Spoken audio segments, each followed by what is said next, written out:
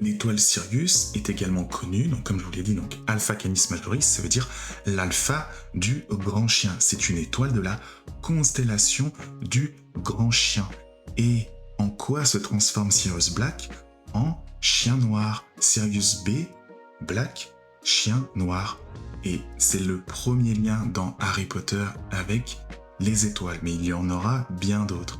Et le petit point, on va dire, culture générale, c'est le lien entre Sirius et l'origine du mot canicule. Donc c'est vraiment, on va dire, en lien avec ce qui se passe actuellement avec la chaleur en France et en Europe.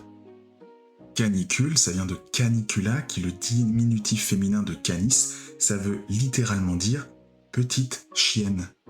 Depuis le 1er siècle avant Jésus-Christ, les Romains nommaient ainsi l'étoile Sirius qui faisait partie de la constellation du grand chien. Et pourquoi ils disaient canicula? Parce qu'à l'époque, Sirius se levait et se couchait en même temps que le Soleil entre le 24 juillet et le 24 août. Du côté des Égyptiens au niveau de l'Égypte antique, Sirius se levait également en même temps que le Soleil et était donc visible à l'aube.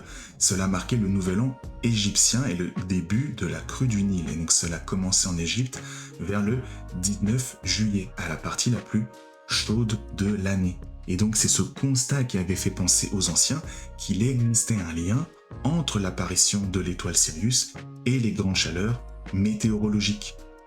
D'après Ovide, la constellation du chien était responsable du fait que le soleil pouvait brûler les récoltes à ce moment de l'année. Et donc cela faisait du chien, ou des chiennes plutôt à pelage roux, les victimes pour essayer de conjurer le sort. Il y avait des cérémonies romaines de l'Ojurium Canarium qui étaient décrites dans des textes. Donc ça, je cite l'auteur Jean-Claude Lacam dans son livre Le sacrifice du chien dans les communautés grecques, étrusques, italiques et romaines, dans son livre publié en 2008.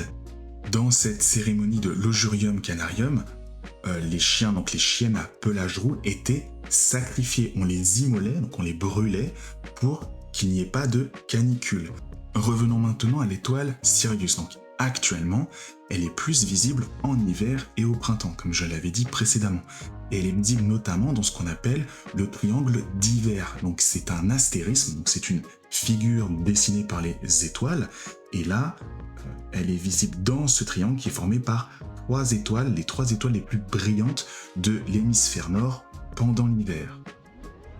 Donc les trois étoiles du triangle de l'hiver sont Sirius, Bételgeuse et Procyon.